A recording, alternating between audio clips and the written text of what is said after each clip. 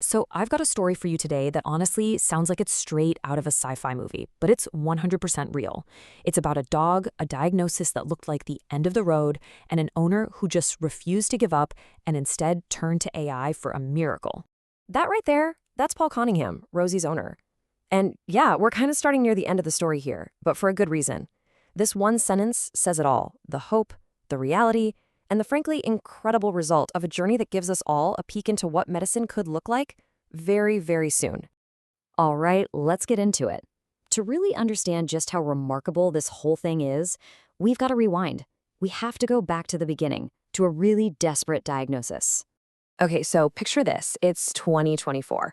Paul Cunningham, who's a tech guy in Sydney, gets that news that every single pet owner dreads. His dog, Rosie, has cancer. And it wasn't a simple case either. It was persistent. It just wasn't going away. So Paul did what any of us would do, right? He went straight to the best traditional medicine he could find. They tried chemotherapy, but the tumors didn't budge. They tried surgery, but they still persisted. Rosie was getting sicker, and it felt like they were hitting a wall. They were running out of road. But when he was faced with this completely hopeless situation, Paul didn't give up. Instead, he did something different.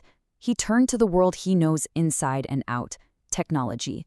He decided to tackle this problem not as a pet owner, but as an engineer. Now, this is what makes the story so wild. The person who came up with this genius plan, he's not a doctor. He's not a biologist. Paul Cunningham is an electrical and computing engineer. He co-founded an AI company. He was a total medical outsider. And you know what? That let him see this problem in a way that nobody else had. So what was the first step in this revolutionary, life-saving plan? Get this. In his own words, he said, "I went to ChatGPT and came up with a plan on how to do this." I mean, wow. A chatbot. That was the start of it all. So let's break down his AI toolkit. First up was ChatGPT. He used it kind of like an AI strategist or a research assistant on steroids. It was the perfect tool to get the big picture, to understand really complex ideas like immunotherapy, map out a basic strategy, and even figure out who the key scientists were that he needed to contact. But a strategy is one thing. You need a specific target. So once researchers sequenced Rosie's tumor, Paul unleashed a second, much more specialized AI, Google's AlphaFold.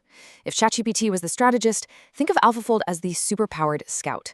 Its mission was to dive deep into all that genetic data and find the exact mutated proteins that were making the cancer grow. That gave them the perfect bullseye for a custom vaccine. Okay, so Paul had a target and a plan, all cooked up by AI. But that's all just data, right? It's lines of code. How do you turn that into an actual physical medicine that you can inject into a dog?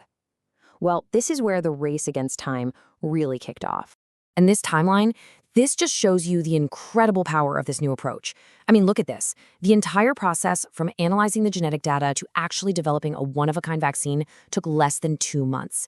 That pace is absolutely unheard of in the medical world. By December 2025, Rosie was getting her first shot. Now, obviously, an AI can't work in a lab. You need a human partner. And after hitting a roadblock with one drug maker who refused to help, Paul found the perfect ally. His name is Dr. Paul Thordarson, a pioneer in nanomedicine. He was the one who took the AI's data and turned it into a real, honest-to-goodness vaccine. And Dr. Thordarson knew this wasn't just another day at the office. He confirmed it himself. This was the very first time anyone had ever designed a personalized cancer vaccine for a dog. They weren't just treating Rosie, they were literally making medical history. So, this brings us to the big question, right? Did this totally unprecedented, AI-driven, first-of-its-kind experiment, did it actually work? And what does this one dog's story tell us about the future of medicine for all of us? Well, the results have been nothing short of astonishing. Since that first injection, most of Rosie's tumors have shrunk, and shrunk dramatically. Now, it's not a total cure, but the vaccine is clearly working, and it's working in a really powerful way. But, it's about more than just what the scans say. The real proof is in Rosie's quality of life. Paul shared this little story. Just 6 weeks after her first treatment, this dog who had been so sick, she spotted a rabbit, and she got this burst of energy and jumped a fence to chase it. She was being a happy dog again. You see, Rosie's story is so much more than just a heartwarming tale. It's a window into a new era of medicine. It proves that these personalized treatments can be made incredibly fast. It shows how AI could basically democratize vaccine design. taking that power away from just giant pharma companies and putting it into the hands of smaller labs. Or, well, even a single determined engineer. This whole thing could be a roadmap for human treatments, pointing to a future where a death sentence diagnosis becomes something totally manageable. And it's not just the medical world that's paying attention. Tech leaders like Matt Schumer see this as a massive signpost for the future. He said, "This is what I mean when I say the world is going to get very weird very soon." And he's right. The line between science fiction and reality is getting blurrier every single day. I mean, just stop and think about that for a second. An engineer used a public chatbot to help design a custom cancer vaccine for his dog in his spare time, and it worked.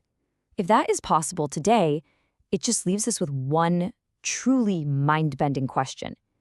What on earth is a story like this going to sound like in another 5 years?